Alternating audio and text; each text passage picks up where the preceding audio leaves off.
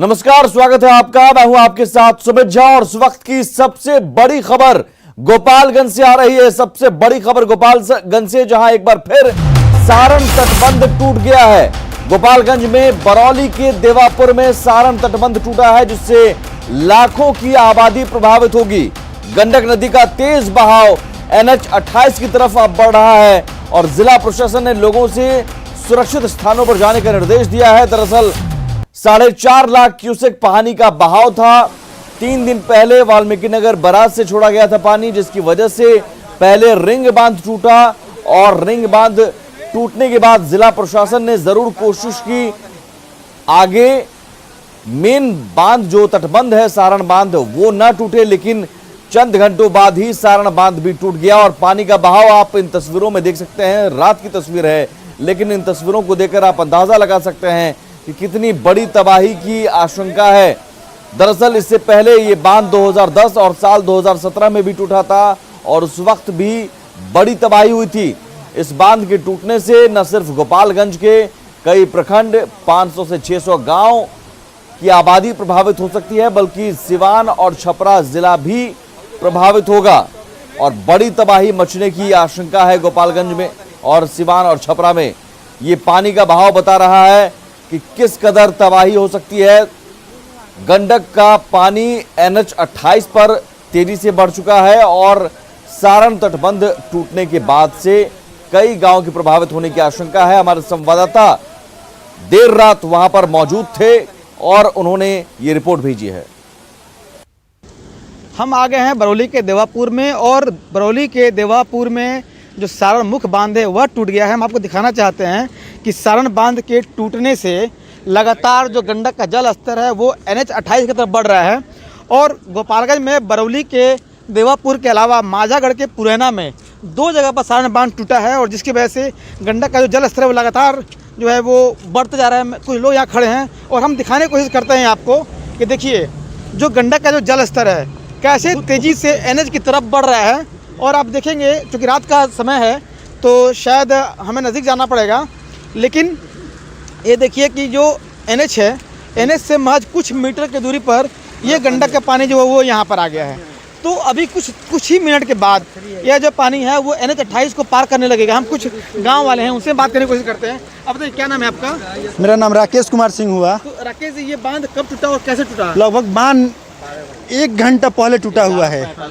1 घंटा पहले बांध टूटा हुआ है और बांध टूटने से पहले लगभग 3 घंटा मतलब 3 घंटा पहले से वहाँ जो पुल था उसे पानी निकल रहा था। वो लगभग अंग्रेज के ज़माने का बना हुआ पुल था और वहाँ से पानी निकल रहा था, जिसमें मैंने मिट्टी का जो बोरिया डाल के उसमें रोकने के लिए रखा गया था, लेकिन प्रशासन भी आया, उस पर कोई फोकस नहीं हुआ। इस बांध के टूटने से कौन कौन सा इलाका प्रभावित होगा? अभी लगभग इस बांध के टूटने से प्रभावित होगा जैसे बरौली हो गया, सिधवलिया हो गया, छपरा तक जाएगा, ये छपरा तक जाएगा, सोनपुर तक जाएगा पानी। ये तो देखिए ये ग्रामीणों का कहना है कि जो बरौली के देवापुर में और माझागढ़ के पुरैना में जो सारण बांध टूटा है तो इस बांध के टूटने से गोपालगंज के जो कई प्रखंड है वो प्रभावित होंगे और इसके साथ सिवान और छपरा का इलाका भी प्रभावित होगा।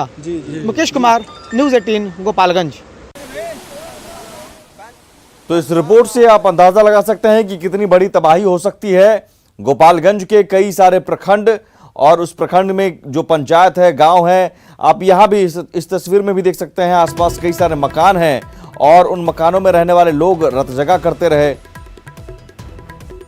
मुकेश हमारे साथ जुड़े हुए हमारे संवाददाता फोन लाइन पर। मुकेश, इस वक्त हालात क्या है? देखिए सुमित, मैं बता दूं कि गोपालगंज में अभी फिलहाल 4 से 5 लाख 4.5 लाख क्यूसेक पानी का बहाव जब चल रहा था तभी गोपालगंज के जो तटबंध है वहां पर रिसाव होना शुरू हो गया था और जिला प्रशासन लगातार कोशिश करता रहा कि जो गंडक का जो जलस्तर है उसको कुछ दिनों तक टाला जा सके, ताकि जो बांध है बांध पर दबाव न पड़े और ये पानी गंडक के डुमरिया होते हुए निकल जाए। लेकिन कल रात को जैसे ही बांध टूटा है और बांध 2 जगह टूटा है, बरौली के देवापुर में और माझागढ़ के पुरैना में, तो इस तरह से जो गोपालगंज का जो करीब 4 प्रखंड है वो पूरी तरह प्रभावित हो रहे हैं। और मैं बताऊं कि देर रात को ही जो है ये NH-28 पर पानी का जो है ओवरफ्लो होने लगा था और तब से NH-28 पर जो परिचालन ठप कर दिया गया है। और जब ये तटबंध टूटा था उसके बाद से लगातार गोपालगंज में बारिश हो रही है और जिसकी वजह से लोगों को अपने घरों से निकलने में तो परेशानी हो ही रही है। एनडीआरएफ की 3 टीमों को लगाया गया है ताकि लोग को रेस्क्यू करके बाहर निकाला जा सके। लेकिन यहाँ पर जो गंडक का जल स्तर है लगातार जो जहां से बांध टूटा है उस इलाके की तरफ बढ़ रहा है। और गोपालगंज का जो नया इलाका है बरौली का, जो बरौली पूरा प्रखंड है, माझागढ़ प्रखंड है, सिधवलिया, बैकुंठपुर, इन इलाकों में गंडक का पानी लगातार बढ़ते जा रहा है। और अभी चूंकि ये जुलाई का महीना है तो ये जो गंडक का जो जलस्तर है अभी और बढ़ने की उम्मीद है, क्योंकि अभी 3.5 लाख क्यूसेक पानी का जो डिस्चार्ज है वो अभी गोपालगंज नहीं पहुंचा है। अभी 4 लाख जो पानी है वो इस इलाके में बह रहा है। तो अभी जो गोपालगंज में जो बाढ़ की जो तबाही है वो लोगों को झेलने को मिल सकती है। और सबसे बड़ी बात है कि गोपालगंज के डीएम अरशद अजीज और एसपी जो है रात भर ये वहां पर जो रेस्क्यू ऑपरेशन था वो चलाने की कोशिश करते रहे, लेकिन जो गंडक का जो इतना तेज बहाव था कि ये जो रिंग बांध के बाद जो सारण बांध में स्लुइस गेट बनाए गए थे वो स्लुइस गेट ताश के पत्तों की तरह धाराशायी हो गया और अचानक जो है गंडक का जल स्तर गाँव की तरफ बढ़ने लगा। सुमित, मुकेश बताइए हमारे दर्शकों को कितने पंचायत हैं? 4 प्रखंड आपने कहा, इन 4 प्रखंड में कितने ऐसे पंचायत हैं और कितने लाखों की आबादी इस बाढ़ से, इस तटबंध के टूटने के बाद से प्रभावित होंगे या फिर फंसे हो सकते हैं अभी भी जहां तक शायद मदद नहीं पहुंची हो? जाहिर तौर पर सुमित मैं बताऊं कि जो इलाका जो गोपालगंज जो बैकुंठपुर है, सिधवलिया है, ये गोपालगंज का बड़ा इलाका, बड़ा प्रखंड माना जाता है। तो इस हद से गोपालगंज में करीब 8 से 10 लाख की जो आबादी है गोपालगंज डिस्ट्रिक्ट की जो है वो इससे प्रभावित होगी और पूरी तरह से प्रभावित होगी, क्योंकि जहां पर यह तटबंध टूटा है उससे गोपालगंज का जो सदर प्रखंड है वो शुरू होता है। तो गोपालगंज का जो 14 प्रखंड है, 14 प्रखंडों में से 4 से 5 प्रखंड ये पूरी तरह से प्रभावित होंगे और यहाँ की आबादी करीब 8 से 10 लाख की जो आबादी है वो प्रभावित होगी। और इसके साथ बरौली से सटा हुआ जो सिवान का इलाका है, सिवान का दामू बाजार है और नौतन है, बढ़रिया है, ये इलाके जो है जो गंडक की जो है ये कैचमेंट एरिया। मुकेश हम आपके पास आते हैं, आप बने रहे हमारे साथ। तो इस बीच मंजीत सिंह भी जुड़े हुए हैं, पूर्व विधायक है बैकुंठपुर और उनका भी घर है वहां पर। मंजीत जी, हमने आपको भी देखा था, आप रात में वहां पर भी गए थे जहां रिंग बांध टूटा था और आपने भी आशंका जताई थी कि तटबंध टूटा तो बहुत बड़ी तबाही हो सकती है। तटबंध टूट चुका है और आपका शायद घर भी वहीं पर है। आप हमें ताजा हालात बता सकते हैं, क्या हालात हैं अभी? अभी देवापुर पूरा गांव चारों तरफ से पानी घिर चुका है, हम भी पानी में घिर चुके हैं। और रात में हमने आशंका व्यक्त किया था कि, और दिन में भी जिस देवापुर छड़की में गए थे वहां जो है नदी का वाटर लेवल जो है वह छड़की से एकदम समतल हो चुका था। उसी समय हमने आशंका व्यक्त किया था कि छड़की को खतरा होगा। और जब छड़की टूटा तो फिर हमने जिला प्रशासन से यह आशंका जताई कि छड़की पर खतरा होने के बाद मुख्य तटबंध निश्चित रूप से टूटेगा। चूंकि 2001-2 में जो बाढ़ आया था उस समय भी छड़की टूटा, उसके बाद मुख्य तटबंध टूटा। अब मुख्य तटबंध टूटने के बाद इतने मात्रा में पानी डिस्चार्ज हो रहा है नदी से कि संपूर्ण इलाका एक तरह से समुद्र के समान हो गया। पूरा मेरा गांव घिर गया, हम घिर गए, पूरे लोग घिर गए, लोगों को। ठीक है मंजीत जी, हम आपके पास आते हैं। गोपालगंज के डीएम अरशद अजीज भी हमारे साथ जुड़े हुए हैं। अरशद साहब, रात में आ चुकी है, आप भी कैंप कर रहे थे, आप ताजा हालात बताइए और प्रशासन कहां तक पहुंच पाया है, क्योंकि कई गांव प्रभावित हो सकते हैं इस बाढ़ से अब। जी नहीं, हम लोग को रात में सभी जगह पहले ही से लोगों को अलर्ट किए हुए हैं। जहाँ पर पानी जाने की संभावना है सब जगह अलर्ट है। हमारे सारे अफसर हैं, एनडीआरएफ की टीम है और उनको ऊंचे स्थल पर जहाँ पर वो सेफ रह सकते हैं वहाँ पर पहुँचाने की कार्रवाई भी होनी शुरू हो गई थी रात्रि से। कुछ सभी लोग जा रहे हैं, कई गांव के लोग अभी भी शायद फंसे हो सकते हैं, ये खबर आ रही है। फंसे हुए होने की बात नहीं है, अभी सभी लोग हमारे लोग हैं वहाँ पर निकाल रहे हैं जो फंसे हुए हैं। पानी अभी बढ़ना शुरू हुआ है, अभी बहुत ज्यादा एरिया में नहीं फैला है और उसी वक्त से शामी से कल से अलर्ट किया जा रहा था लोगों को हटाए नापने की बात को और हट भी रहे थे लोग। नहीं, मंजीत जी हमारे साथ जुड़े हुए हैं, वो बता रहे हैं कि हालात बहुत भयावह हैं। हाँ, मिक्सर लेके पानी आया है तो थोड़ा भयावह तो लगेगा ही, लेकिन ये सब पहले से जानकारी थी, ये होने की बात हो सकती है कि ऐसा हो जाए। क्या जो प्रभावित इलाके हैं उन लोगों को आपने पहले ही सुरक्षित स्थानों पर भेज दिया था, खाली करा लिया गया था जो क्षेत्र है? जी जी, वो सब तैयारी हो गई थी, हटाया भी गया था लोगों को और लोगों को बताया गया था कि जो अपना कुछ ही जगह पर जा सकते हैं जाएंगे। वो गए भी हैं लोग और उनको हटाया भी गया था। नहीं, मंजीत जी कह रहे हैं कि हम खुद अभी पानी में गिरे हुए हैं। मंजीत जी, डीएम साहब जुड़े हुए हैं, आप बता सकते हैं हालात? देखिए, गांव चारों तरफ पानी से घिरा हुआ है, मेरे आंगन तक पानी है। एनएच का रास्ता वो चालू है, पानी बहुत तेज मात्रा में नदी से निकल रहा है और जिला प्रशासन भी कल दोपहर से दिन भर, कल रात भर हमारे डीएम, जिला के प्रशासन के लोगों ने बहुत बचाने की कोशिश की, सड़की को भी, तटबंध को भी, लेकिन इतना अधिक मात्रा में पानी था जिसके कारण इस प्राकृतिक से प्रशासन को लड़ना या जनप्रतिनिधि को लड़ना बहुत ही कठिन था और बहुत बचाने की कोशिश हुई, लेकिन हम लोग शायद प्राकृतिक से हार गए। इस कारण यह तटबंध टूटा और पूरा इलाका बाढ़ में डूब गया। अब आगे चुनौती कितनी बड़ी है अरशद साहब? चुनौती तो नेचुरल है कि जितने लोग हैं उन लोगों को, अब हम लोगों को सुरक्षित रखना है जब तक ये पानी कम नहीं हो, और उन लोगों के लिए इंतजाम किया गया है। हमारे जो लोग उस एरिया के हैं, जनप्रतिनिधि, सारे लोग मदद कर रहे हैं, सब लोग साथ में हैं। कितने प्रखंड या फिर कितनी पंचायत इससे प्रभावित अब हो सकते हैं? अभी हम लोगों का एक्सपेक्टेड है कि 3 प्रखंड होंगे। 3 प्रखंड में जो मुख्य प्रखंड है, जो बरौली है, उनका लगा हिस्सा होगा। उसके बाद बगल में 2 प्रखंड और सुडवलिया और पैथमपुर है, उसके कुछ पार्ट में जाएगा पानी। तो एनडीआरएफ की टीमें वहां पर तैनात कर दी होंगी रेस्क्यू के लिए? जी, ऑलरेडी पहले से वहाँ पर हम लोगों की 2 टीम वहाँ पर तैनात हैं। सब ये बांध में पानी, बांध पर दबाव था, तो जी, देखते हुए पहले से तैयारी थी। ये तटबंध टूटने की पीछे आप बड़ी वजह क्या मानते हैं? क्या ज्यादा दबाव या फिर हम ये माने कि कहीं ना कहीं कमजोरी रही है तटबंध में या फिर रिंग बांध में? कमजोरी की बात नहीं है, कमजोरी की वजह से नहीं टूटा है वो। ये बहुत ज्यादा प्रेशर था, पाइपिंग होता था, नीचे से पानी जो छेद होता है निकलता रहा है, उसी की वजह से हुआ। उसको रोका भी जाता रहा, लेकिन कल फाइनली मतलब कि पानी, आपने शायद निरीक्षण भी कुछ दिन पहले किया था और आपने देखा था उसकी मजबूती को।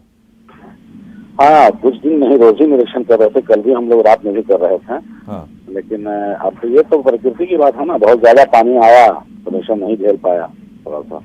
तो उससे पहले क्या मरम्मत कराई गई थी? आखिरी मरम्मत लगातार मरम्मत हुई है, मरम्मत में कोई कमी नहीं है। मरम्मत अभी भी जारी है, दूसरी जगहों पर, वहाँ पर भी जारी था। हाँ। ये बात भी। चलिए, बहुत शुक्रिया अरशद साहब हमसे बात करने के लिए। गोपालगंज के डीएम अरशद अजीज बोल रहे हैं कि रेस्क्यू ऑपरेशन लगातार चलाया जा रहा है। पहले ही वहां पर तैनाती कर दी गई थी एनडीआरएफ की टीम की और वहां लोगों को निकालने का सिलसिला पहले ही शुरू हो गया था। कई लोगों को निकाला भी जा चुका है। मंजीत सिंह भी हमारे साथ जुड़े हुए हैं, वो भी कह रहे हैं कि पानी अभी पूरा गांव में घुस चुका है, समंदर जैसे हालात हैं, लेकिन लोगों को सुरक्षित स्थानों पर जाने के निर्देश भी दिए जा चुके थे और लोगों को निकाला भी जा रहा है। मंजीत जी, क्या ये मान लिया जाए कि लापरवाही कहीं नहीं, क्योंकि सारण तटबंध अगर टूटा है तो कहीं ना कहीं पहले से उसमें कुछ खामियां भी रही होगी? 8 लाख क्यूसेक पानी तक दबाव झेलने की ताकत रखता है कोई भी तटबंध? नहीं, जो देवापुर में जहां पर रिंग बांध टूटा, उस रिंग बांध का काफी ऊंचाई पर था और डाउन स्ट्रीम में वो पानी था और वहां से गंडक नदी लगभग 2-2.5-3 किलोमीटर दूर था। पानी इतनी मात्रा में अधिक क्यूसेक में था कि वो पानी जो है लगभग 5-6 फीट से ऊपर और छड़की के लेवल पर आया और प्रेशर जो बना, प्रेशर बढ़ने के बाद वह छड़की टूटा और चूंकि छड़की टूटने के बाद एकदम सामने वहां सुलिस गेट था और उसी मुख्य धारा में जाकर ठीक जो है सारण मुख्य तटबंध टूटा।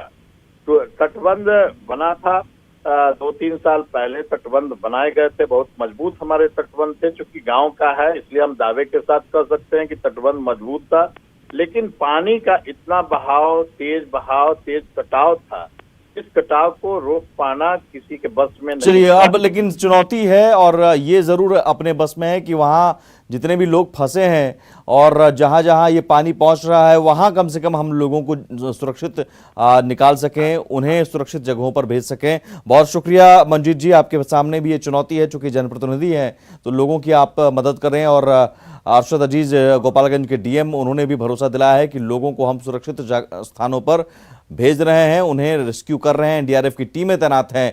हमारे साथ मुकेश भी जुड़े हुए थे, हमारे संवाददाता। बहुत शुक्रिया मुकेश तमाम जानकारी देने के लिए। आगे भी इस बड़ी खबर पर हम अपडेट लगातार देते रहेंगे।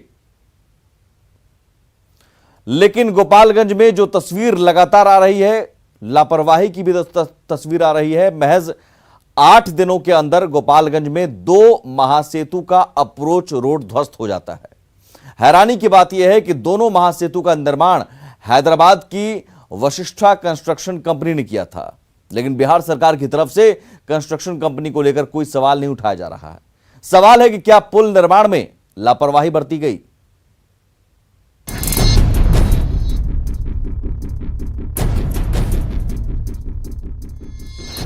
दो तस्वीर, एक निर्माण company Vashishtha construction private limited और हजार सवाल। जी हां, महज 8 दिनों के अंदर गोपालगंज के 2 बड़े ब्रिज के अप्रोच रोड ध्वस्त होने की ये 2 तस्वीरें बिहार में पुल निर्माण को लेकर कई सवाल खड़े कर रही हैं।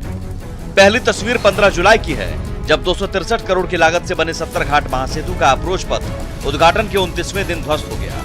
तो महज 8 दिनों के अंदर गोपालगंज के ही जादवपुर मंगलपुर महासेतु का अप्रोच पथ उद्घाटन के 4 साल के अंदर ध्वस्त हो गया। हैरानी की बात यह है कि दोनों महासेतु का निर्माण हैदराबाद की कंपनी वशिष्ठा कंस्ट्रक्शन कंपनी ने किया था। हम आप पहुंचे हैं गोपालगंज के जादवपुर मंगलपुर महासेतु के पास, और जो मेगा ब्रिज बनाया गया है वशिष्ठा कंस्ट्रक्शन कंपनी के द्वारा, और ये दूसरा मेगा ब्रिज है। जब ये डैमेज हुआ है, आप देखेंगे कि जो मेगा ब्रिज से 2 किलोमीटर दूर जब आप जाते हैं बेतिया साइड में, तब ये रजवाही गांव के पास ये जो अप्रोच पथ है, इस पुल को जोड़ने वाला जो अप्रोच पथ है, ये ध्वस्त हो गया है। और इस अप्रोच पथ ध्वस्त होने की वजह से बेतिया, मोतिहारी और इसके अलावा पश्चिम चंपारण में जाने वाले जितनी भी जो रास्ता है वो ब्लॉक हो गया है। अब सवाल यह है कि क्या अप्रोच पथ के टूटने का अंदेशा सरकार को पहले से था? आखिर क्यों अप्रोच रोड धंसने से 11 दिन पहले ही टेंडर निकाला गया? 13 जुलाई को अप्रोच रोड के निर्माण के लिए टेंडर क्यों निकाला गया? दोनों महासेतु बनाने वाली वशिष्ठ कंस्ट्रक्शन कंपनी पर मेहरबानी क्यों? लगातार 2 पुल के अप्रोच रोड धंसने पर भी कंपनी से जवाब तलब क्यों नहीं? इन सवालों के पीछे वजह है 13 जुलाई को बिहार राज्य पुल निर्माण निगम की ओर से निकाला गया यह टेंडर, जिसमें करीब 10 करोड़ की लागत से बेतिया तरफ से करीब 17 किलोमीटर के अप्रोच रोड के निर्माण के लिए टेंडर निकाला गया है, जिसे 24 महीने में पूरा करना है। जबकि पुल बनाने वाली कंपनी वशिष्ठा कंस्ट्रक्शन कंपनी पर ही अप्रोच रोड के निर्माण की जिम्मेदारी थी। दरअसल 400 करोड़ की लागत से बने जादवपुर मंगलपुर महासेतु का उद्घाटन सीएम नीतीश कुमार ने मार्च 2016 में किया था। सबसे हैरानी की बात है कि 70 घाट महासेतु और जादवपुर मंगलपुर महासेतु दोनों का निर्माण हैदराबाद के वशिष्ठा कंस्ट्रक्शन कंपनी ने ही किया था।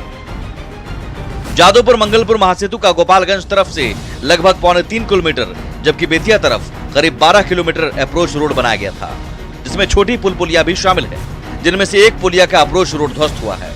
जबकि गोपालगंज में ही बकरा घाट पर बनने वाले पुल का भी निर्माण वशिष्ठा कंस्ट्रक्शन कंपनी के जिम्मे है। 264 करोड़ की लागत से 70 घाट मेगा ब्रिज बना था, 400 करोड़ की लागत से इस मेगा ब्रिज का उद्घाटन किया गया था, और दोनों काम जो है वशिष्ठा कंस्ट्रक्शन कंपनी के द्वारा कराया गया था। और वशिष्ठा कंस्ट्रक्शन कंपनी के द्वारा गोपालगंज में कुल 3 मेगा ब्रिज का निर्माण कराया गया है, जिसमें से कि 2 का उद्घाटन हो गया और दोनों का जो अप्रोच पथ है वो टूट गया। अभी बगरा घाट जो अप्रोच पथ है वो अभी उद्घाटन के कगार पर है, उसका निर्माण कार्य पूरा कर लिया गया है। अब सवाल उठता है कि वशिष्ठा कंस्ट्रक्शन कंपनी की ओर से निर्माण में लापरवाही बरती गई। ये सवाल इसलिए क्योंकि हर साल गंडक नदी में करीब 8 लाख क्यूसेक पानी छोड़ा जाता है, लेकिन इस बार 4.16 लाख क्यूसेक पानी ही छोड़ा गया। इसके बावजूद गोपालगंज के पुल का अप्रोच रोड पानी की टक्कर नहीं झेल सका और जमीन में समा गया। लेकिन फिर भी बिहार सरकार की तरफ से कोई भी कंस्ट्रक्शन कंपनी पर सवाल नहीं उठा रहा। अब जरा जान लीजिए वशिष्ठा कंस्ट्रक्शन कंपनी का बिहार कनेक्शन।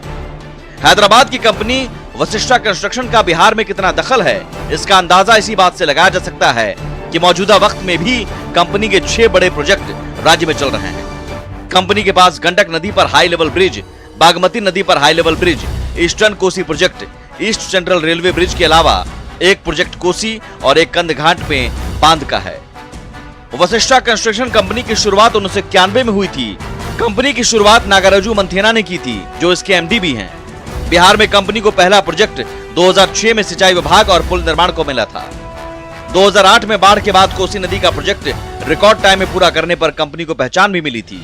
इसके बाद बिहार की नीतीश कुमार सरकार ने कंपनी को स्टार कॉन्ट्रैक्टर के अवार्ड से नवाजा था। इसके अलावा बिहार सरकार के जल संसाधन विभाग की तरफ से कंपनी को एक्सीलेंस का सर्टिफिकेट भी दिया गया। बिहार में कंपनी के कई रीजनल ऑफिस भी हैं। बेतिया, सीतामढ़ी, सुपौल और पटना में कंपनी का ऑफिस है। अब देखना होगा कि लगातार 2 बड़े पुल के अप्रोच रोड धंसने के बाद सरकार कंपनी से जवाब तलब करती है या नहीं। गोपालगंज से मुकेश कुमार के साथ ब्यूरो रिपोर्ट, न्यूज़ 18।